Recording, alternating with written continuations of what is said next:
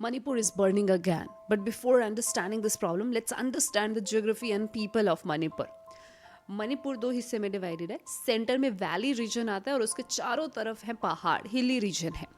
Valley में रहती है मेती ट्राइब और पहाड़ों में दो ट्राइब्स देखने को मिलती है. नॉर्थ की तरफ we have Naga tribes and south की तरफ वी हैव कुकी ट्राइब्स. तो ये 3 ट्राइब्स मणिपुर में देखने को मिलती है मेजरली.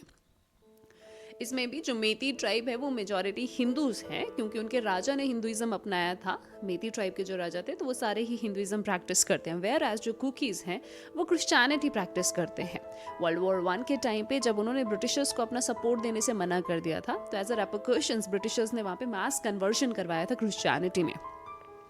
अब आते हैं 1960 के लैंड रिफॉर्म एक्ट के ऊपर. 1960 का लैंड रिफॉर्म एक्ट ये बोलता है कि मणिपुर में जो ट्राइबल लोग हैं जिनके पास एसटी कोटा है, जो कि मेजरली नागाज और कुकीज़ के पास है, वो मणिपुर में जहाँ चाहे ज़मीन खरीद सकते हैं.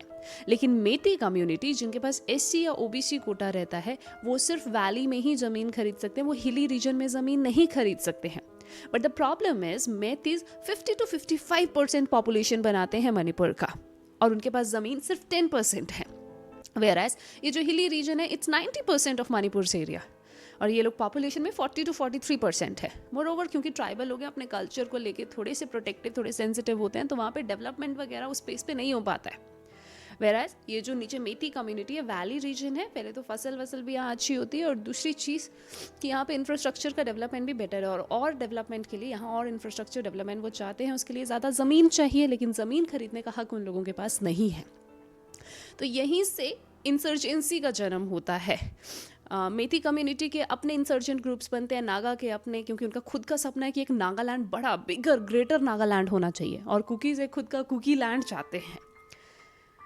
तो यही चीज़ की ये इंसर्जेंसी के चलते 1980 में मणिपुर को एक सेंसिटिव एरिया डिक्लेयर करते हुए यहाँ आफ्सपा इम्पोज कर दिया जाता है, जहाँ पे मिलिट्री ओवर पावर हो जाती है कि अगर मिलिट्री को सस्पिशन भी है उसके ऊपर भी वो एक्शन ले सकती है.